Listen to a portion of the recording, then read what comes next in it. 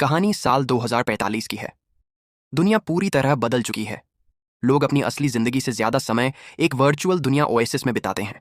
यहाँ हर इंसान अपनी पसंद का अवतार बनाकर जी सकता है। इसी दुनिया में रहता है एक अनाथ लड़का पराग, जो अपनी मौसी के साथ रहता है। असली दुनिया में उसकी जिंदगी साधारण है, लेकिन ओएसिस में वह एक बेहतरीन खिलाड़ी है। एक दिन ओएसिस के निर्माता हरिदास बाबा अपनी मौत से पहले रिकॉर्ड किया हुआ संदेश पूरी दुनिया को सुनाते हैं। वह बताते हैं कि उन्होंने ओएसिस में एक ईस्टर एग छिपाया है। जो खिलाड़ी उसे ढूंढ लेगा वही ओएसिस का नया मालिक बनेगा। लेकिन वहां तक पहुंचने के लिए उसे 3 अलग अलग चुनौतियां पूरी करके 3 चाबियां हासिल करनी होंगी। ये खबर फैलते ही दुनिया भर के खिलाड़ी ईस्टर एग की तलाश में जुट जाते हैं। वहीं एक बड़ी कंपनी आईयूआई का मालिक नागेश भी हर हाल में ओएसिस पर कब्जा करना चाहता है। पहली चुनौती एक खतरनाक कार रेस थी। सालों से लाखों खिलाड़ी इसमें हिस्सा ले चुके थे, लेकिन आज तक कोई भी इसे जीत नहीं पाया था। पराग भी रेस में शामिल होता है।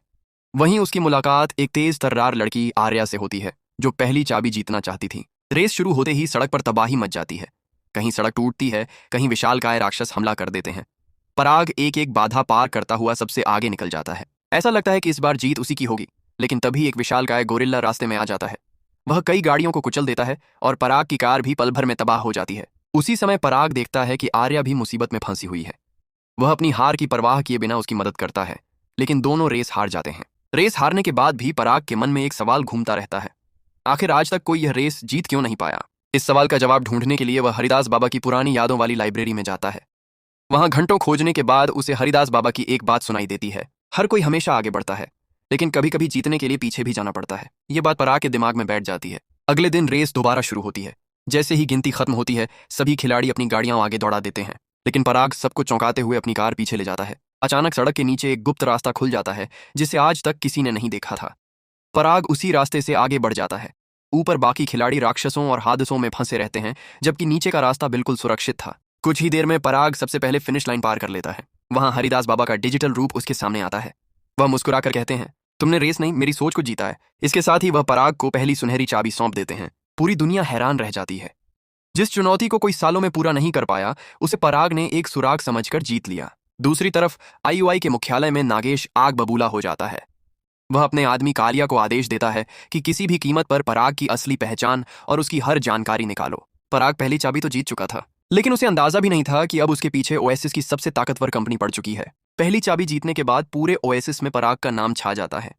दूसरी तरफ आईयूआई का मालिक नागेश बुरी तरह तिलमिला जाता है। उसे डर था कि अगर पराग आगे बढ़ता रहा तो ओएसिस उसके हाथ से निकल जाएगा। अब पराग दूसरी चाबी का सुराग ढूंढने में लग जाता है। हरिदास बाबा की पुरानी यादों को देखने पर उसे एक पहेली मिलती है। जिस इंसान को अपनी ही बनाई चीज पर पछतावा हुआ, यह सुराग समझना आसान नहीं था। इसी दौरान पराग की मुलाकात फिर से आर्या से होती है। दोनों मिलकर सुराग ढूंढने का फैसला करते हैं और एक बड़े क्लब में पहुंचते हैं, जहां हरिदास बाबा की यादों से जुड़ी जानकारी मिलने की उम्मीद थी। क्लब में घूमते घूमते पराग पहली बार आर्या को अपना असली नाम बता देता है, लेकिन वहीं मौजूद कालिया उनकी बातें सुन लेता है और तुरंत नागेश को खबर कर देता है। कुछ ही देर में आईयूआई के सैनिक क्लब पर हमला कर देते हैं। चारों तरफ भगदड़ मच जाती है। पराग और उसके दोस्त लड़ते हुए बाहर निकलने की कोशिश करते हैं, लेकिन दुश्मन उन्हें घेर लेते हैं। तभी पराग अपने पास रखा जादुई रूबिक क्यूब इस्तेमाल करता है। क्यूब सक्रिय होते ही समय 60 सेकंड पीछे चला जाता है। इस बार पराग पहले से सावधान रहता है और अपने दोस्तों के साथ सुरक्षित बाहर निकल जाता है। बाहर आने के बाद आर्या अपनी सच्चाई बताती है। वह कहती है कि नागेश सिर्फ ओएसिस पर कब्जा करना चाहता है। उसके लालच की वजह से उसने अपने पिता को भी खो दिया था, इसलिए वह किसी भी कीमत पर आईयूआई को जीतने नहीं देगी। उधर नागेश पराग को मिलने का संदेश भेजता है। पराग उससे मिलने जाता है। नागेश उसे अपनी कंपनी में शामिल होने का प्रस्ताव देता है और बदले में दौलत और ताकत का लालच देता है, लेकिन पराग साफ मना कर देता है। तब नागेश उसे धमकी देता है कि अगर उसने साथ नहीं दिया तो उसका जीना मुश्किल कर देगा। पराग बिना डरे वहां से निकल जाता है, लेकिन जाते जाते उसकी नजर नागेश की गाड़ी पर लिखी कुछ जरूरी जानकारी पर पड़ती है। वह उसे याद कर लेता है, क्योंकि उसे लगता है कि आगे चलकर यह काम आ सकती है। अब दोनों फिर से दूसरी पहेली पर ध्यान देते हैं। हरिदास बाबा की पुरानी यादों से उन्हें पता चलता है कि उनकी सबसे बड़ी गलती कोई आविष्कार नहीं, बल्कि वह लड़की थी जिससे वह प्यार करते थे, लेकिन कभी अपने दिल की बात नहीं कह पाए। यही सुराग उन्हें एक पुराने सिनेमा हॉल तक ले जाता है। अंदर पहुंचते ही एक डरावनी बूढ़ी औरत उनका पीछा करने लगती है। आर्या जान बचाकर भागती है और एक बड़ी भूल भुलैया में पहुंच जाती है। काफी मुश्किलों के बाद पराग और उसके दोस्त भी वहां पहुंच जाते हैं। आखिर में उन्हें एक कमरा मिलता है, जहां एक महिला चारों तरफ से जॉम्बियों के बीच फंसी होती है। आर्या बिना डरे उसकी मदद करती है। जैसे ही वह महिला सुरक्षित बाहर आती है, सामने हरिदास बाबा का डिजिटल रूप दिखाई देता है। वह मुस्कुराकर कहते हैं, तुमने मेरी सबसे बड़ी गलती को समझ लिया। इसके बाद वह पराग को दूसरी सुनहरी चाबी दे देते हैं। अब पराग के पास 2 चाबियां थीं, ये खबर सुनते ही नागेश समझ जाता है कि अब आखिरी चाबी भी उसके हाथ से निकल सकती है। इधर पराग को भी एहसास हो जाता है कि अब लड़ाई सिर्फ ओएसिस के अंदर नहीं बल्कि असली दुनिया में भी होने वाली है। 2 चाबियां जीतने के बाद अब पूरे ओएसिस में सिर्फ पराग की चर्चा हो रही थी। दूसरी तरफ नागेश समझ चुका था कि अगर पराग को नहीं रोका गया तो ईस्टर एग उसके हाथ से निकल जाएगा। अब खेल सिर्फ ओएसिस तक सीमित नहीं रहा था, लड़ाई असली दुनिया तक पहुंच चुकी थी। पराग और आर्या तीसरी चाबी का सुराग ढूंढने में लगे थे। इसी दौरान दोनों पहली बार असली दुनिया में मिलते हैं। बातचीत के दौरान उन्हें हरिदास बाबा की जिंदगी से जुड़ी कुछ और बातें पता चलती हैं और उन्हें यकीन हो जाता है कि तीसरी पहेली भी उनके अतीत से जुड़ी है। लेकिन उनकी हर गतिविधि पर आईयूआई की नजर थी। कुछ ही देर में आईयूआई के लोग उन पर हमला कर देते हैं। आर्या समझ जाती है कि अगर दोनों साथ रहे तो पराग भी पकड़ा जाएगा, इसलिए वह खुद को उनके हवाले कर देती है और पराग किसी तरह वहां से बच निकलता है। आईयूआई के लोग आर्या को अपने मुख्यालय ले जाकर कैद कर देते हैं। वहां हजारों लोग दिन रात सिर्फ एक ही काम कर रहे थे, हर हाल में ईस्टर एग ढूंढना। उधर पराग अपने दोस्तों बल्लू, वीरू और छोटू से मिलता है। आर्या पहले ही उन्हें सारी जानकारी भेज चुकी थी। अब चारों मिलकर उसे छुड़ाने और तीसरी चाबी तक पहुंचने की योजना बनाते हैं। तभी पराग को नागेश की गाड़ी पर देखी हुई जानकारी याद आती है। उसी की मदद से वह आईयूआई के सिस्टम में घुस जाता है।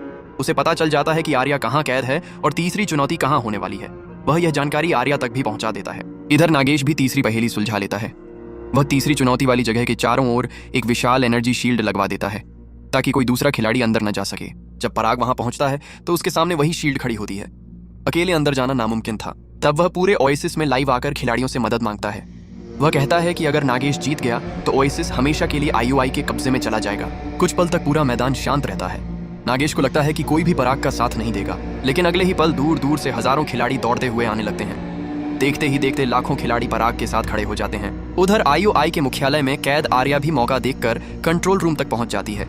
वह सिस्टम हैक करके एक बटन दबाती है और पूरे मैदान पर लगी एनर्जी शील्ड हटा देती है। शील्ड हटते ही लाखों खिलाड़ी आईयूआई की सेना पर टूट पड़ते हैं।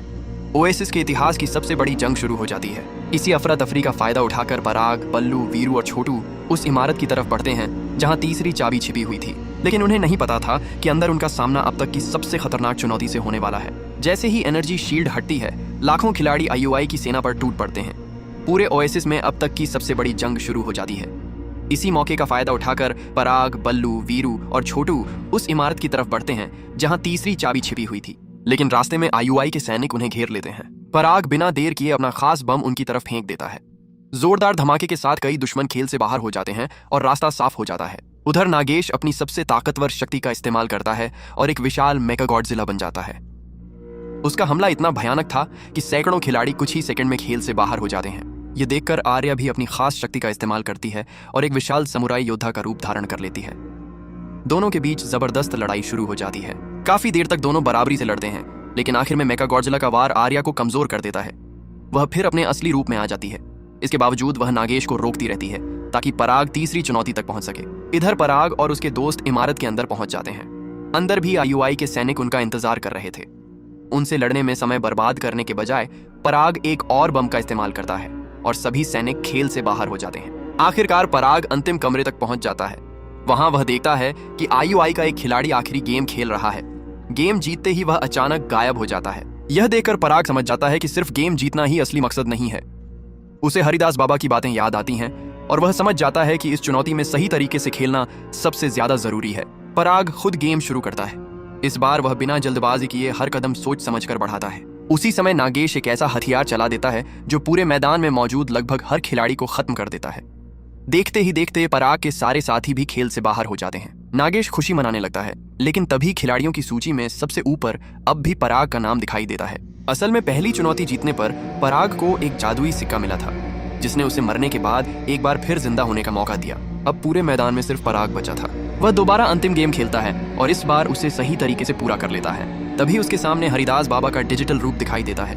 वह मुस्कुराते हुए पराग को तीसरी और आखिरी चाबी सौंप देते हैं। अब पराग के पास तीनों चाबियां थीं, लेकिन उसी समय असली दुनिया में आईयूआई के लोग उस ट्रक तक पहुंच जाते हैं जहां पराग खेल खेल रहा था। एक महिला अधिकारी उस पर हमला करती है, लेकिन पराग उसे धक्का देकर ट्रक से बाहर गिरा देता है और फिर तुरंत खेल में लौट आता है। अब उसके सामने वह रहस्यमयी दरवाजा था जिसे खोलने के लिए पूरी दुनिया सालों से इंतजार कर रही थी। तीनों चाबियां मिलने के बाद पराग उस रहस्यमयी दरवाजे के सामने पहुंच जाता है। वह एक एक करके तीनों चाबियां उसमें लगाता है और दरवाजा खुल जाता है। अंदर उसका सामना फिर से हरिदास बाबा से होता है। उनके हाथ में एक समझौते की फाइल होती है। वह कहते हैं कि इस पर साइन करते ही ओएसिस उसका हो जाएगा। पराग बिना पढ़े साइन करने ही वाला था, लेकिन तभी उसे हरिदास बाबा की जिंदगी की सबसे बड़ी गलती याद आती है। वह तुरंत रुक जाता है और साइन करने से मना कर देता है। हरिदास बाबा मुस्कुराने लगते हैं। वह बताते हैं कि यही आखिरी परीक्षा थी। उन्हें ऐसा इंसान चाहिए था जो लालच में नहीं बल्कि सही फैसला ले।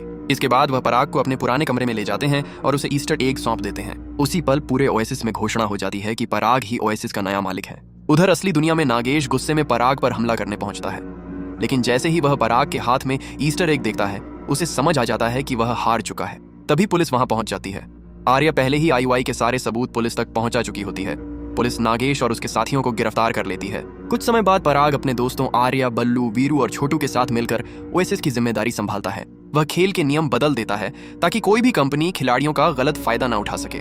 साथ ही वह एक नया नियम बनाता है कि हफ्ते में 2 दिन ओएसिस बंद रहेगा ताकि लोग अपने परिवार और असली दुनिया को भी समय दे सकें। आखिर में पराग और आर्या साथ होते हैं। उन्होंने सिर्फ एक खेल नहीं जीता बल्कि ओएसिस को गलत हाथों में जाने से भी बचा लिया। इसी के साथ फिल्म खत्म हो जाती है। धन्यवाद।